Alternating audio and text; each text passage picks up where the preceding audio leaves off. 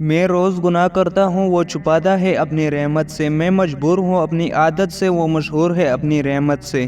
یقین ایسا ہو کہ سامنے سمندر ہو اور تم کو ہو کہ میرا رب راستہ بنائے گا۔ جہاں تعریف کرنا ہو وہاں بڑے بڑے لوگ چپ ہو جاتے ہیں، اور جہاں برائی کرنے کی بات آئے وہاں گونگے بھی بول اٹھتے ہیں۔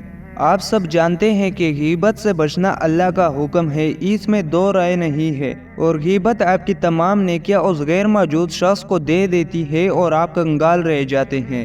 اگر رب کہتا ہے کہ سچ بولو گے تو رسوائی سے بچ جاؤ گے تو ایسا ہی ہوگا، اگر وہ کہتا ہے کہ آپ پاکیزگی اختیار کرو گے تو آپ کامیاب ہوں گے تو وہ درست کہتا ہے، ایسا ہی ہوگا۔ اگر وہ کہتا ہے کہ جھوٹ اور حرام تعلقات آپ کو رسوائی کے قریب لے جائیں گے تو ایسا ہی ہوگا۔ آپ جتنے ہیلے بہانے کر لے، جتنے خود کو تو وجوہات دے دے، جو وہ کہتا ہے وہی ہوگا۔ سب کی کہانی اللہ کے ہاتھ میں ہے، پھر پریشانی کیسی؟ وہ جو پرندوں کو ہوا میں تامتا ہے وہی آپ کے مستقبل کو بھی تام لے گا، اس کا ذمہ بھی وہی لے لے گا۔ کوئی آپ کے قدموں تلے سے زمین کھینچ لے تب بھی وہ فضا میں آپ کو تام لے گا، اس لیے اپنے مستقبل کے لیے اتنے پریشان نہ ہوا کریں۔ نصیب بھی وہی لکھتا ہے اور رزق بھی اسی سے مانگے۔ صبر کا مطلب ہے خود کو باندھ لینا، خود کو روک لینا، منفی رد عمل سے خود کو باز رکھنا، مایوس ہونے سے خود کو روکے رکھنا، خود کو پکڑ لینا۔ صبر صدمے کی پہلی چوٹ پر کیا جاتا ہے، بعد میں جو آ جاتا ہے خود سے صبر نہیں ہوتا، وہ تھکاوٹ ہوتی ہے۔ جب اللہ تعالیٰ انسان کو اپنی مغفرت عطا کرتا ہے تو اس کے دل کو سکون مل جاتا ہے، پھر یہ بے سکونی اور بے چینی نہیں ہوتی، اندر امن تر جاتا ہے، پھر اس کے رزق میں برکت پڑتی ہے، جتنا ہوتا ہے کافی ہو جاتا ہے، اس کا دل بادشاہ ہو جاتا ہے۔ یہ سب پانے کے لیے مغفرت چاہیے۔ جب ہم رات کو رونے کے بعد اللہ سے ہزاروں شکوے کرنے کے بعد غافل سو رہے ہوتے ہیں تو صبح کا سورج طلوع ہوتا ہے، ہر صبح وہ ہمیں قدرت کا یہ پیغام دیتا ہے کہ اندھیرے چھٹ جایا کرتے ہیں، ہر رات کے بعد روشنی ضرور آتی ہے۔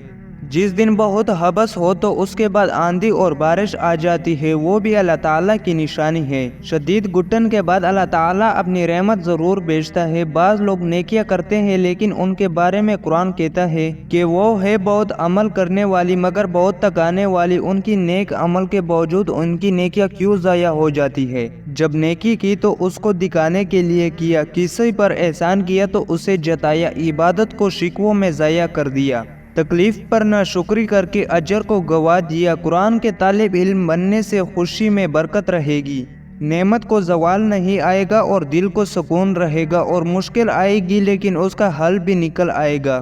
اللہ تعالیٰ ایسے لوگ بنا دے گا جو آپ کی زندگی میں آئیں گے اور آپ کو درست راستہ دکھائیں گے۔ یہ سب قرآن کی برکت ہے۔ برکت زیادہ ہونے کو نہیں کہتے بلکہ جو ہے اس کے خوب ہو جانے کو کہتے ہیں۔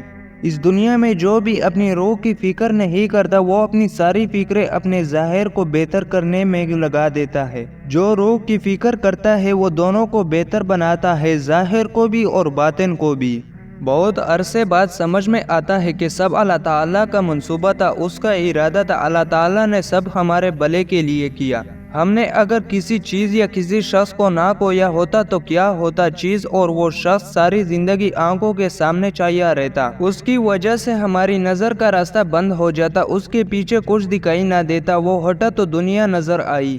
قیامت سے پہلے بھی ہر انسان کی زندگی میں قیامتیں آتی ہے، تب ساری خوشیوں کی زمین جس پر آپ رو رہے ہوتے ہیں وہ ایک دوسری زمین سے بدل دی جاتی ہے، پھر احساس ہوتا ہے کہ اب رب کا سامنا کرنے کا وقت ہے۔ اللہ تعالیٰ اس لیے رحم نہیں کرتا کہ ہم لوگ قابل ترس ہیں، بلکہ اس لیے کہ وہ خود اتنا رحیم ہے کہ وہ ہر دفعہ ہمیں معاف کر دیتا ہے۔